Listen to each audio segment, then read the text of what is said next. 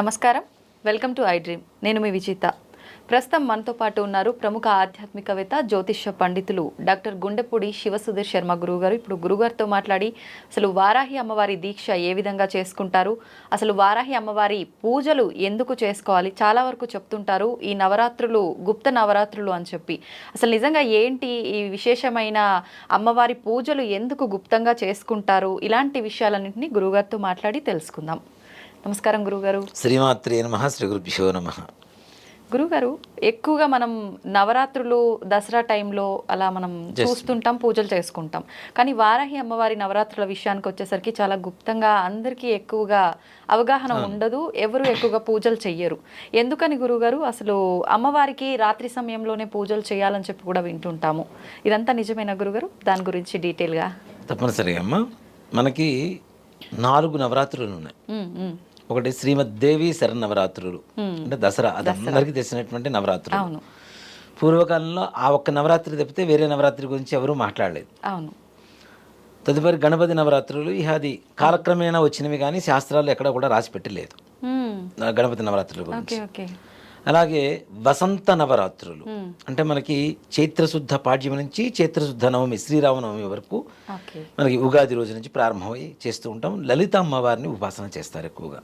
అంటే వసంతము అంటే లలితము కాబట్టి లలిత అమ్మవారికి ఎక్కువగా విశేషమైన పూజా కార్యక్రమాలు చేస్తూ ఉంటారు. రెండవది మాఘశుద్ధ పాడ్యమి నుంచి మాఘశుద్ధ నవమి వరకు రాజశ్యామల నవరాత్రులు అని చెప్పి చేస్తూ ఉంటాం. అవి కూడా గుప్త నవరాత్రులే. అలాగే ఆషాఢ శుద్ధ పాడ్యమి నుంచి ఆషాఢ శుద్ధ నవమి వరకు ఉండేటువంటి 9 రోజుల్ని వారాహి గుప్త నవరాత్రులు అని చెప్పి పిలుస్తూ ఉంటాం. ఇక్కడ వారాహి అమ్మవారు అసలు ఎవరు, ఎక్కడి నుంచి వచ్చింది అనేది కూడా చాలా మందికి తెలియదు. ఓ మాట చెప్పాలి అంటే, కొంతకాలం వరకు వారాహి అమ్మవారి పేరు కూడా చాలా మందికి తెలియదు. కానీ ఈమెదో కొత్తగా పుట్టుకొచ్చిన దేవత కాదు, సనాతన నుంచి వస్తున్నటువంటి అమ్మవారు. ఈ అమ్మవారు కూడా మనకి చండీ సప్తశతి అని చెప్పి హోమం చేస్తూ ఉంటారు. చండీ హోమాలు అని చెప్తూ ఉంటారు కదా. ఇప్పుడు కేసీఆర్ గారు 5 చండీ యాగం చేశారు. ఇట్లాగా చండీ హోమం అంటాం. చండీ సప్తశతిలో ఉండేటువంటి మూలం ఏమిటి అంటే 700 శ్లోకాలు ఉంటాయి. సప్త అంటే 7, శతము అంటే 100. 700 శ్లోకాల్లో మహాలక్ష్మి, మహాకాళి, మహాసరస్వతి, ఈ 3 అమ్మవార్లు రక్తబీజుడు అనేటువంటి ఒక రాక్షసుని సంహరించడం కోసం ఎలాంటి యుద్ధం చేశారు, ఎలాంటి శక్తుల్ని వాళ్ళలోంచి బయటికి పంపించారు, అంటే ఎలాంటి శక్తుల్ని ఇనుమడింపజేసుకున్నారు అనేటువంటిది సప్తశతి పారాయణం అంతా కూడాను.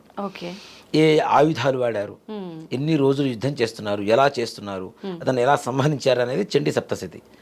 ఈ చండీ సప్తశతిలో కూడాను వారాహి అమ్మవారి ప్రస్తావన వస్తుంది మనకి మధ్యలో.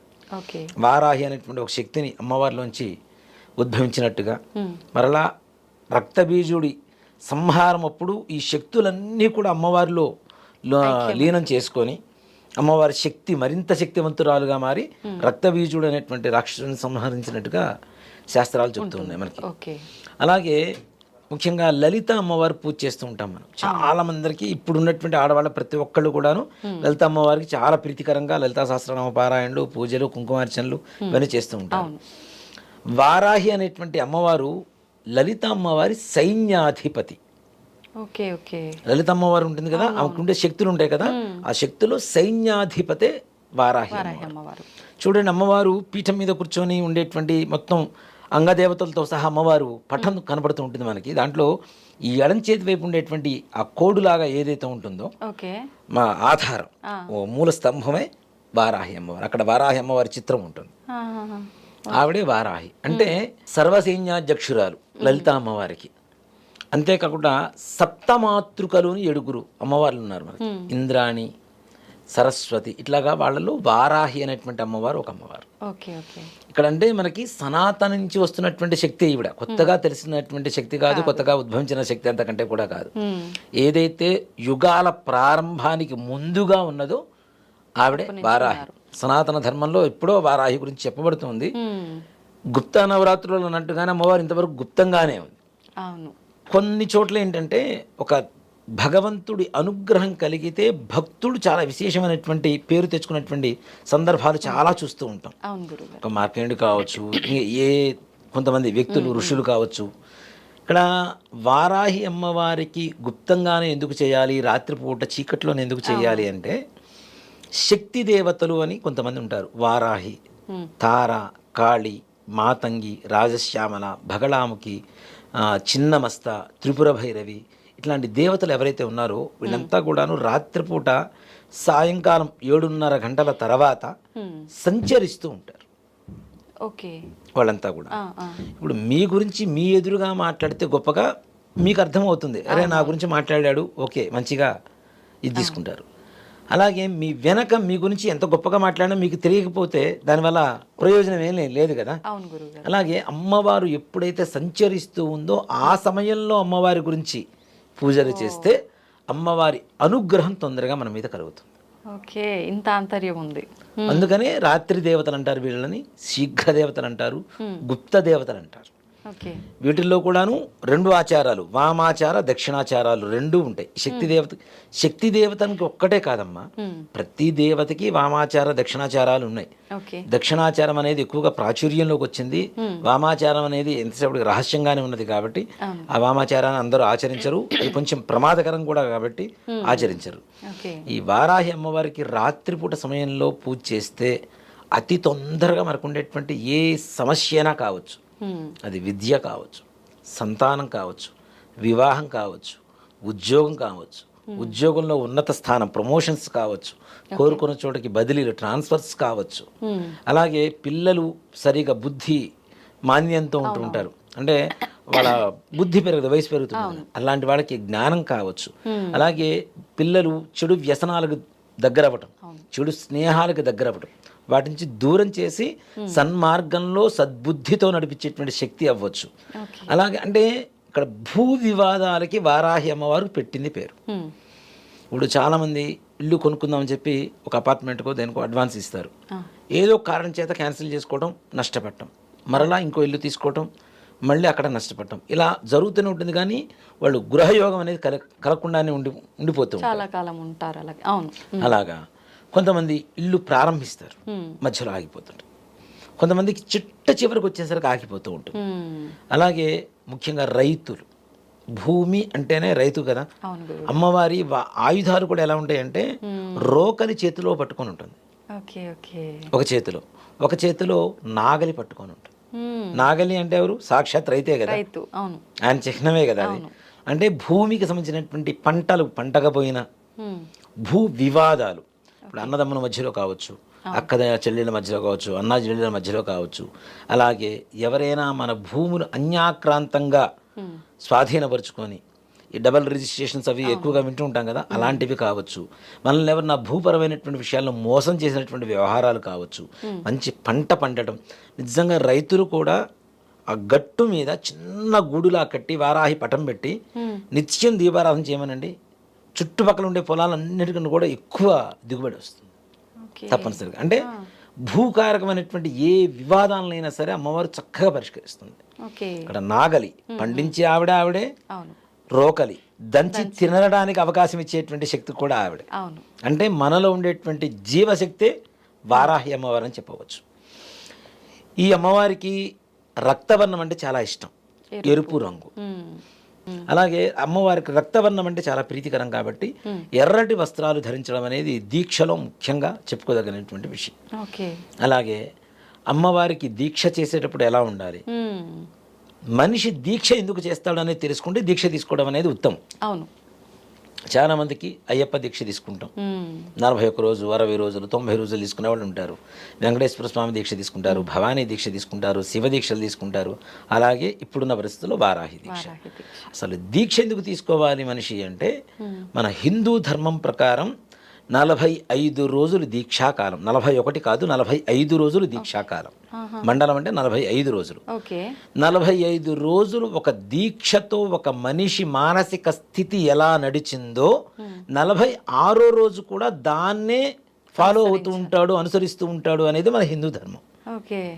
ఎవరు అనుసరిస్తున్నారు? ఇప్పుడు మనకి ఒక 2 నెలల పాటు పొద్దున్నే లేచి అలవాటు వచ్చేసింది, అది అలవాటు అవుతుంది కదా. అవుతుంది. మధ్యాహ్నం 1 గంట కాగానే భోజనం చేయాలని ఎవరైనా చెప్తారా?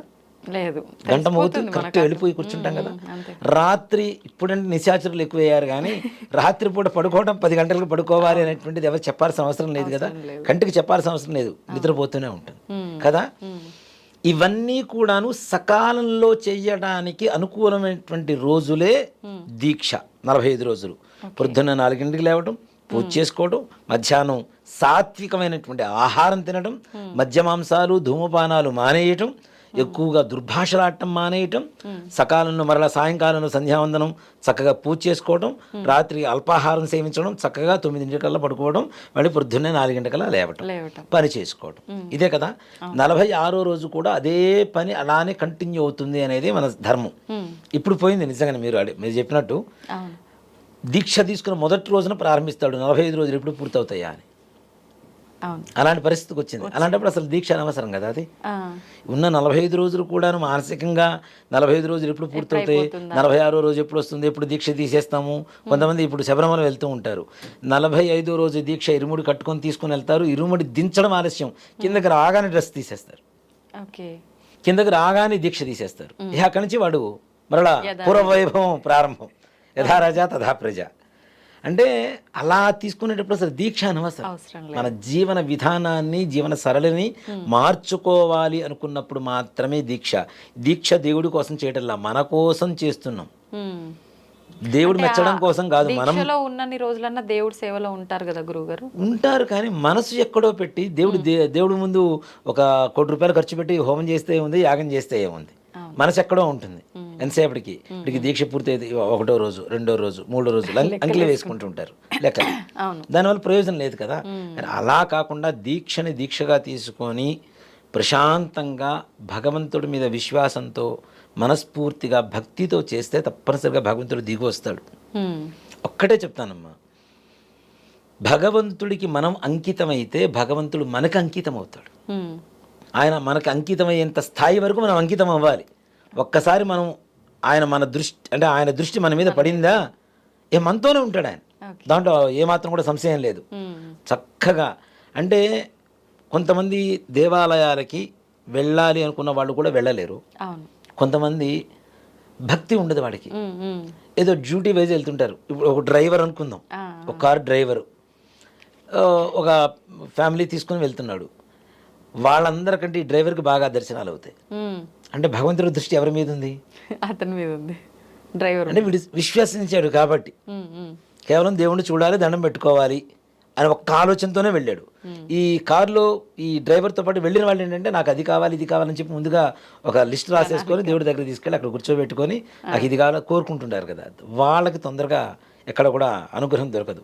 ఏదైతే నిర్మలమైనటువంటి మనసుతో మనం బాగుండాలి, మనతో ఉండేవాడు బాగుండాలి.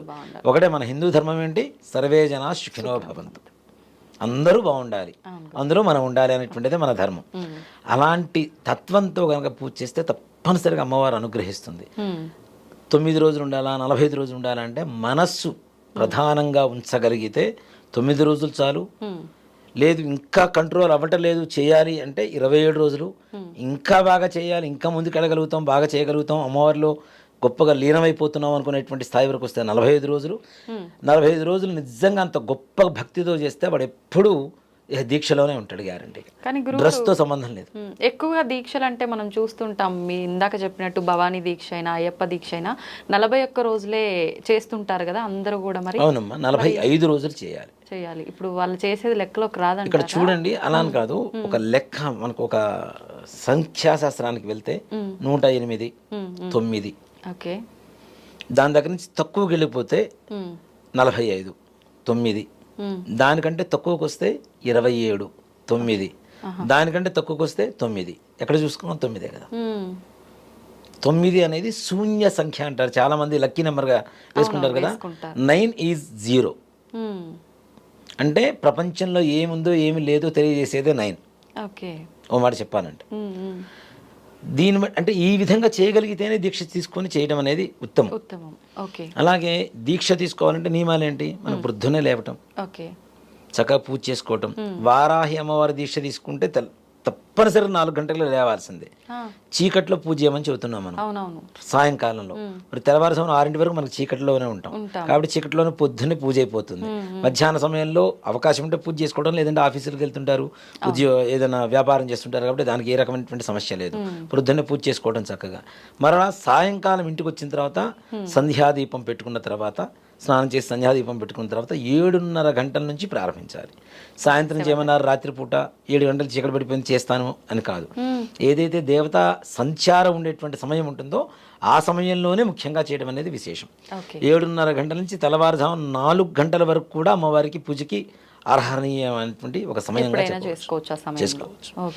అంతేకాకుండా ముందు మద్య మాంసాలకు దూరంగా ఉండటం, ధూమపానం, ఉల్లిపాయ అంటే ఉల్లిగడ్డ, ఎల్లిపాయలు, మసాలా దినుసులకు సంబంధించినటువంటివి, ఇలాంటి వాటికి అట్లాంటి ఆహార నియమాలు తప్పనిసరిగా తీసుకోవాలి, పాటించాలి తప్పనిసరిగా. ఇక్కడ అమ్మవారు ఉగ్రంగా ఉంటుంది కదా, నేను మసాలాలు తింటాను, నేను ఉల్లిపాయలు తింటాను అంటే కాదు. అంటే చేసేవారు ఒక్కరే పాటించాలి గురుగారు, ఫ్యామిలీ మొత్తం చేస్తే మంచిదే కదమ్మా. అందరి ఆలోచన ఇప్పుడు మనం తినేటువంటి ఫుడ్ని బట్టే మన బ్రెయిన్లో తిరిగే ఆలోచనలు ఉంటాయి కదా. ఏదైతే మితాహారం సాత్విక ఆహారం తీసుకుంటామో ఆలోచనలు కూడా సాత్వికంగానే ఉంటాయి కదా.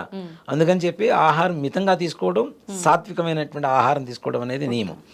సాయంకాలంలో 7:30 తర్వాత మరలా పూజ చేసుకోవడం చక్కగా, అమ్మవారికి నివేదన చేసేసి. ఏ నైవేద్యం అమ్మవారికి ప్రీతికరం గురుగారు? ముఖ్యంగా అమ్మవార్లు అంటే ఏ దేవతలైనా సరే నాకు అంత నివేదన కావాలి, ఇంత నివేదన కావాలని ఏ దేవతలు కోరటం లేదు, చెప్పడం లేదు. అది భౌతికంగా మన ఆలోచనలను బట్టి మాత్రమే ఉంటుంది. కానీ ప్రతి దేవతకు ఒక ప్రీతికరమైనటువంటివి వస్తువులు ఉంటాయి. అవి కూడా కోట్లకి, లక్షలకి, వేలకి, వందలకి సంబంధించినటువంటి ఖర్చులు కావు. అవి కూడా దేవతలు కోరుకునేవి. ముఖ్యంగా మనం మనోనివేదన చేయాలి, మనస్సుని నివేదన చేయాలి, అది ఇంపార్టెంట్. దాంతోపాటు ఏదైనా భౌతికంగా కావాలి, మనం పెట్టాలి, మనకు ఆనందం కలగాలి అంటే అమ్మవారికి కనీసంగా బెల్లం పానకం ఉంటుంది కదా, అదొక్కటి చాలా అసలు. వారాహి అమ్మవారికి ఒక చిన్న బెల్లం ముక్క నీళ్ళలో వేసి పూజ ప్రారంభానికి 2 మిరియాలు, 1 యాలుక దంచేసి దాంట్లో పొడేసేసి పూజ అయిపోయేసరికి పానకం అయిపోతాయి, చక్కగా నివేదన పెట్టవచ్చు. దాంతోపాటు అవకాశం ఉంటే వడపప్పు, కొద్దిగా పెసరపప్పు చిన్న గిన్నెలో వేసి నీళ్లు పోస్తే పూజ అయిపోయే సమయానికి చక్కగా నానిపోతాయి. ఆ వాటర్ తీసేస్తే వడపప్పు అవుతుంది. ఈ 2 నివేదన పెట్టవచ్చు. లేదు ఇంకా నివేదన పెట్టగలుగుతాం మేమేమన్నా అంటే అమ్మవారికి చాలా ప్రీతికరమైంది దానిమ్మ గింజలు. వారాహి అమ్మవారికి రక్తవర్ణం అని చెప్పాను కదా, అక్కడ అమ్మవారికి ప్రీతికరమని. ఇక్కడ దానిమ్మ గింజలు ఏ రంగులో ఉంటాయి? మనకి ఎరుపు రంగులో ఉంటాయి. కాబట్టి దానిమ్మ గింజలు నైవేద్యం పెట్టవచ్చు. మరి అయితే ఎరుపు రంగులో ఉన్న ఏమైనా పెట్టొచ్చా గురుగారు? ఏముంటాయి ఎరుపు రంగులో? యాపిల్ ఉంటాయి. నాకు అదిగా లోపల కట్ చేస్తే ఎలా ఉంటుంది? అట్లా యాపిల్ కట్ చేస్తే ఎర్రగా ఉండదుగా, డైరెక్ట్ పెట్టేదే ఎరుపు రంగులో ఉండాలి. ఇక్కడ దానిమ్మ గింజలు పెడతాం. దాంతో పాటు అమ్మవారు ప్రసన్నం అవ్వటం కోసం పెరుగన్నంలో దానిమ్మ గింజలు వేసి నైవేద్యం పెట్టవచ్చు. ఇప్పుడు చాలా మంది తింటుంటారు కూడా అట్లా కదా, సో అలా కూడా పెట్టవచ్చు. అలా కాకుండా ఇంకేమైనా నివేదన పెట్టాలి, మాకు పుచ్చకాయ ముక్కలు ఉంటాయి, అది కూడా ఎర్రగానే ఉంటుంది, అది కూడా చక్కగా నివేదన చేయవచ్చు. వీటన్నిటికి ఇంకేమైనా నివేదన పెడతాము అంటే మీ ఇష్టం. అది పంచపక్ష పరమాణాలు ఏం పెట్టినా అమ్మవారు కాదందు, అవి మరలా మనమే తింటాం కాబట్టి, అమ్మవారి ప్రసాదంగా మనం భావించి తింటాం కాబట్టి తప్పనిసరిగా ఏవైనా నివేద్యం పెట్టవచ్చు. ఇవి తప్పనిసరిగా పెట్టవలసినటువంటి నివేదన. అది ఉదయం పెడతారా సాయంత్రం పెడతారా అంటే ఉదయం పూట 2 ఇన్ని దానిమ్మ గింజలు పెట్టండి, మళ్ళా సాయంత్రం ఇన్ని పెట్టండి. అవే ప్రసాదంగా తీసుకుంటే చక్కగా ఇంట్లో పానకం తీర్థంగా తీసుకోవచ్చు, వడపప్పు ప్రసాదంగా తీసుకోవచ్చు. వీటితో తొందరగా అనుగ్రహిస్తుంది అమ్మవారు. దీంట్లో కూడాను చాలామంది విగ్రహాలు పెడతాం, యంత్రాలు పెడతాం, కలశాలు పెడతాం, అఖండం పెడతాం. ఇవన్నీ పెట్టి చేయాలి అంటే తప్పనిసరిగా మంత్రోచ్చారణతో మాత్రమే చేయాలి. కలశం ఆవాహనం చేయాలి అంటే కలశం అంటే ఒక చెంబులో నీళ్ళు పోసేసి 2 మామిడాకులు వేసేసి కొబ్బరికాయ కొట్టేసి బ్లౌజ్ పీస్ మడత పెట్టేసి పెట్టేస్తాం, ఇది కలశం అవుతుందని కాదు. అక్కడ మంత్రోచ్చారణతో చేస్తేనే కలశ ఆవాహనం అవుతుంది. ఇక్కడ మనకు ప్రపంచం కూడా మొత్తం ఏం చెబుతుందంటే జగత్ సర్వం దైవాధీనం. ప్రపంచం మొత్తం ఎవరి ఆధీనంలో ఉంది? భగవంతుడి ఆధీనంలో. తద్దైవం మంత్రాధీనం. భగవంతుడు ఎవరి ఆధీనంలో ఉన్నాడు? మంత్రం కదా. కాబట్టి మంత్రోచ్చారణ తప్పనిసరిగా కావాలి. మంత్రోచ్చారణతో తప్పనిసరిగా ఆదిత్య నవగ్రహాలతో అమ్మవారి ఆవాహన చేసాం. తర్వాత అఖండ స్థాపన చేయటం, అమ్మవారి విగ్రహం, శ్రీచక్రం, ఇవన్నీ ఉంటే విపరీతమైనటువంటి నియమాలతో నిష్ఠలతో కఠినంగా చేయవలసినటువంటి పరిస్థితులు. ఓ, ఇవాళ రోజున అందరూ చేయగలుగుతారా? అస్సలు కష్టం కదా. శ్రీచక్రం పెట్టుకోవాలి అంటేనే చాలా కష్టం, విగ్రహాలు తెచ్చుకోవాలంటే కష్టం, యంత్రం పెట్టాలన్నా కష్టం, అవును. కలశం పెట్టాలన్నా కష్టం, అఖండం అది 24 గంటలు వెరుగుతూనే ఉండాలి. ఒకసారి వెరిగిస్తే అది ఎక్కడన్నా పొరపాటున కొండ కింద మనకి మానసికమైనటువంటి అశాంతి, అవును. వీటన్నిటి జోలిపోయేదానికంటే చక్కగా పటం పెట్టుకొని, వారాహి అమ్మవారి పటం పెద్ద పెద్దవి కూడా అక్కర్లా, చిన్న పటం ఇంట్లో పెట్టుకోవచ్చు. వారాహి అమ్మవారి పటం పెట్టుకోకూడదని చాలా మంది చెబుతుంటారు. ఎక్కడ ఏ రకమైనటువంటి సమస్య లేదు, అమ్మవారిని పెట్టుకోవచ్చు. ఓకే. దేనికి? వరాహమూర్తి యొక్క భార్యే వారాహి. వరాహమూర్తి అంటే ఎవరు? సాక్షాత్ విష్ణుమూర్తి, మన భూమిని కాపాడినటువంటి విష్ణుమూర్తి. అవునా? అలాగే విష్ణుమూర్తి భార్య ఎవరవుతారు? లక్ష్మీదేవి కదా.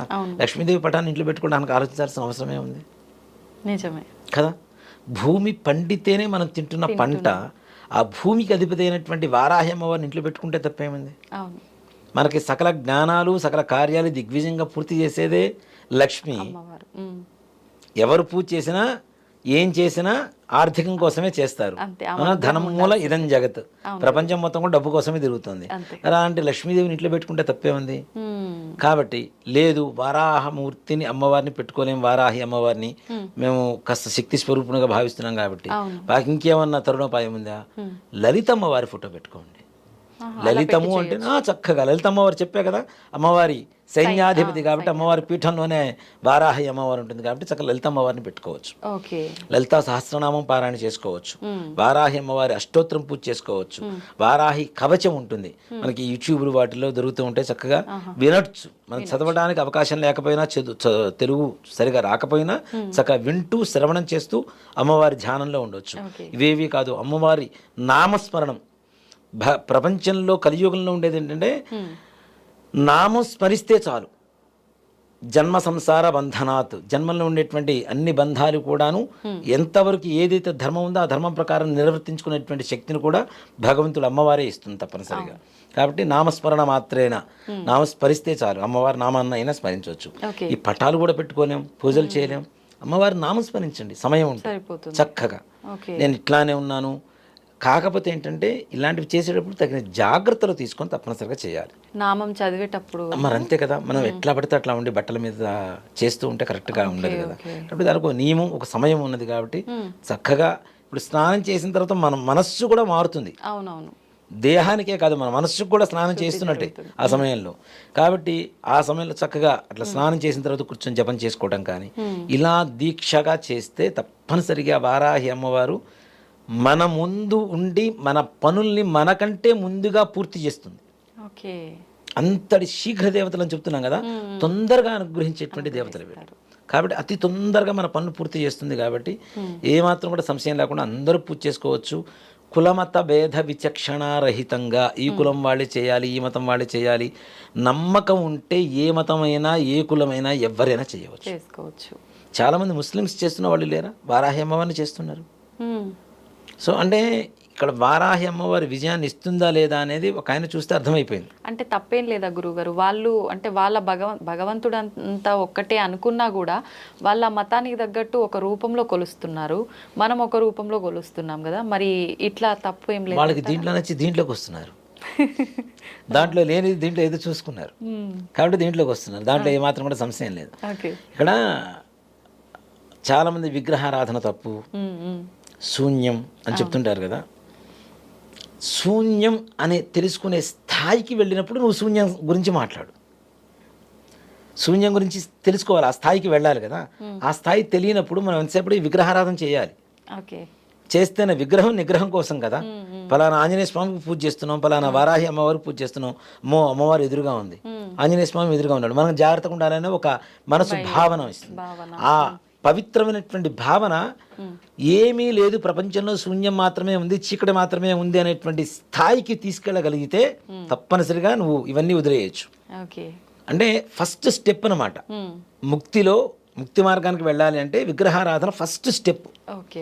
ఇవన్నీ చేయకుండానే నాకు మొత్తం ముక్తి వచ్చేసింది, నాకు మొత్తం శూన్యం తెలిసింది అంటే, అంతకుముందు మనం కథ చెప్పుకున్నాం, వివేకానందుడు ఒక శిష్యుడి గురించి చెప్పుకున్నాం మనం కదా. అలానే ఉంటుంది. ముందు ప్రతి ఒక్క స్టెప్ ఎక్కితేనే చివరి స్థాయి వరకు వెళ్ళగలుగుతాం. చివరి స్థాయిలో మేము ఉన్నామనేటువంటిది అహంకారపూరితమైనటువంటి భావన కనబడుతుంది, కానీ అక్కడ నిజంగా కనపట్టలేదు. సో కాబట్టి వాళ్ళకి దీంట్లో నచ్చింది, ఈ స్థాయిలో నచ్చింది, తప్పనిసరిగా ఇలా చేయడం బాగుంది. దేవాలయంలో ఏదైనా శక్తి దేవాలయం, కాళిక అమ్మవారు కావచ్చు, భద్రకాళి కావచ్చు, ప్రత్యంగర అమ్మవారు కావచ్చు, లలిత అమ్మవారి దేవాలయంలో కావచ్చు, ఇలా ఎక్కడైనా సరే ఏదైనా శక్తి దేవాలయంలో ఒక గురువు గారి ద్వారా తీసుకుంటే దాని పవిత్రత ఎక్కువగా ఉంటుంది. కాబట్టి ఆ మాల ఏదైతే ఉంటుందో దేవుడి దగ్గర పెట్టి పూజ చేసేసి మాలాధారణ చేసి దీక్షాధారణ చేయడం అనేది విశేషం. ఇప్పుడు అంటే ఎప్పుడైనా వేయొచ్చా గురువు గారు? ఒక మాట చెప్తాను, అంటే వారికి ఉండేటువంటి సమయాభావ స్థితి అనేది ఒకటి ఉంటుంది కదా. ఇప్పుడు ఫుల్ బిజీగా ఉంటారు కాబట్టి వాళ్ళకు ఉండేటువంటి సమయాభావ స్థితి ఒకటి నెంబర్ 1. నెంబర్ 2 ఇంకోటి వచ్చేసరికి ఏంటంటే ఎప్పుడు దీక్ష తీసుకోవాలి అనేటువంటిది చాలా మందికి ఆలోచన ఉంటుంది. నేను ఎప్పుడు బాగుపడాలి అనుకుంటాను అప్పుడు దీక్ష తీసేసుకోవడమే. ఓకే, మనసు బాగాలేనప్పుడు గుడికి వెళ్ళాలి అనిపించినట్టు ఏదైతే మనకి హెల్త్ బాగుండకపోతే డాక్టర్ దగ్గరికి ఎలా వెళ్తాం. నేను ఇప్పటి నుంచి నా జీవితం బాగుపడాలి అనుకున్న వాళ్ళు ఎప్పుడు కావాలంటే అప్పుడు దీక్ష తీసుకోవచ్చు. దానికి మంచి రోజు చెడు రోజులు నవరాత్రిలోనే తీసుకోవాలి అలాంటూ ఏమీ లేదు, ఎప్పుడైనా దీక్ష తీసుకోవచ్చు. అలాగే ఇప్పుడు సన్యాసులు ఉన్నారు, మా పీఠాధిపతులు మఠాధిపతులు ఉన్నారు, వాళ్ళు 365 రోజులు దీక్ష మరి. అవును, అంతే కదా. కాబట్టి మన జీవితం మారాలి, మనతో ఉండేవాడు అందరూ బాగుండాలి, మనం బాగుండాలి అనుకునేటువంటి సమయం సంకల్పం ఎప్పుడు జరిగితే అప్పుడు దీక్ష తీసుకుంటే చాలు. ఆ ఆలోచన మన మనసులో ఎప్పుడు వస్తే అప్పుడు తీసుకోవచ్చు. తప్పనిసరిగా దైవానుగ్రహం పొందడానికి ఏ సమయం కావాలి చెప్పండి? అవును గురువు గారు, దానికి ఎంచుకోవాల్సిన అవసరం కూడా లేదు. కాకపోతే మరి ఈ పండగలు ఇవన్నీ ఎందుకు అంటే ఆయా సమయాల్లో ఆ నక్షత్రాల ప్రభావం ఉంటుంది, గ్రహస్థితుల ప్రభావం ఉంటుంది, ఆ దేవతల అనుగ్రహం ఉంటుంది. అలాగే మనకు ఉండేటువంటి 365 రోజుల సంవత్సరంలో ఎన్ని తిథులు అయితే ఉన్నాయో అన్ని తిథులకు ఒక్కొక్క దేవత అధిష్టాన దేవతలుగా ఉన్నారు. కాబట్టి ఆ దేవతలకు ఇష్టమైనటువంటి మూల దేవతలు ఉంటారు. ఇప్పుడు గురుగ్రహం ఉంది, గురుగ్రహానికి ఒక దేవత ఇష్టం ఉంటుంది. అలానే రవి, సూర్యుడు, చంద్రుడు, ఈ గ్రహాలకు సంబంధించినటువంటి దేవతలు ఉంటారు. వాళ్ళకి అధిష్టానం మూల దేవతలు వేరే ఉంటారు. వాళ్ళని కాకుండా డైరెక్ట్గా వీళ్ళని ఆరాధించడం కరెక్ట్ కాదు. కాబట్టి అంటే అంత తొందరగా చేయలేం. కాబట్టి ఆ దేవతను పట్టుకొని మనం ఊగులాడుతూ ఉంటాం. ఇది పట్టుకునే స్థాయి వస్తే ఇంకా ఆ దేవతలు అక్కర్లేదు, ఒక మాట చెప్పాలంటే. కాబట్టి ఆ దేవతలకి ఆరాధన చేయాలి అంటే, ఆ దేవతల అనుగ్రహం కలగాలి అంటే ఏ సమయంలో అయినా సరే తప్పనిసరిగా దీక్ష తీసుకోవచ్చు, పూజ చేసుకోవచ్చు. దానికి నియమం అంటూ ఏమీ లేదు, ఈ సమయంలోనే తీసుకోవాలి. మరి నవరాత్రుల్లో ఎందుకు తీసుకోవాలంటే నవరాత్రులలో అమ్మవారి ఆవిర్భావం జరిగింది కాబట్టి ఆ సమయంలో ఇంకాస్త గొప్పగా ఉంటుంది. ఇప్పుడు నా పుట్టినరోజు రోజున నాకు ఏదైనా కానుకలు ఇస్తే నాకు సంతోషంగా ఉంటుందా ఉంటుంది. అలాగే అమ్మవారు ఉద్భవించినటువంటి రోజులు కాబట్టి ఆ సమయాల్లో చేస్తే ఇంకాస్త శక్తివంతంగా ఉంటుంది. అంటే ఫలితం ఎక్కువగా ఉంటుంది, ఇంకాస్త శక్తివంతంగా ఉంటుంది. ఆ నవరాత్రులు అనేసరికి ఒక రకమైనటువంటి మానసికమైనటువంటి సంకల్పం కూడా పట్టుత్వంగా ఉంటుంది, గట్టిగా ఉంటుంది, స్ట్రాంగ్ ఉంటుంది కదా. సో కాబట్టి ఆ రోజులో చేయడం అనేది ఇంకా విశేషం. ఆ రోజులో ప్రారంభించి ఎప్పుడు దీక్షగా ఉండొచ్చు. చేయాలని లేదు, తీసుకోవచ్చు, మితాహారం తీసుకోవచ్చు. చెప్పే కదా, ఆహారం తీసుకునేటువంటి దాని మీదనే మన మానసికమైనటువంటి స్థితి ఆధారపడి ఉంటుంది. కాబట్టి మితాహారం తీసుకుంటే ఎక్కువ నిద్ర రాదు, ఇంద్రియ నిగ్రహం ఉంటుంది, వేరే ఆలోచనలు రాకుండా ఉంటాయి, యాక్టివ్గా ఉండవచ్చు. అలా తినకుండా ఉండాలా అంటే తినకుండా ఉండగలిగితే ఉండొచ్చు, అంతేగాని ఉండాలని నియమం ఎక్కడా లేదు. భగవంతుడు ఎక్కడ కూడాను నా కోసం నువ్వు ఆహారాలు అన్నపానీయాలు అన్నీ మానేసి కూర్చోమని ఎక్కడ చెప్పడం లేదు. కాబట్టి మితాహారం తీసుకోవడం వల్ల మన మానసిక స్థితి, ఇది కలిధర్మం కదా. కలియుగంలో విడిగా మంచి మామూలు ఫుడ్ తీసుకున్నారంటే ఆలోచన వేరే ఉంటాయి. అవునా? ఇప్పుడు కడుపు నిండా తినుకోండి, కిళ్ళి వేసుకోవాలనుకుంటాడు, కిళ్ళి వేసుకున్నవాడు ఆగుతాడు, ఇంకాస్త ముందుకు వెళ్తాడు, ఇంకాస్త ముందుకు వెళ్తుంటాడు. అంటే ఆలోచన క్రమం అనేది మారిపోతుంది.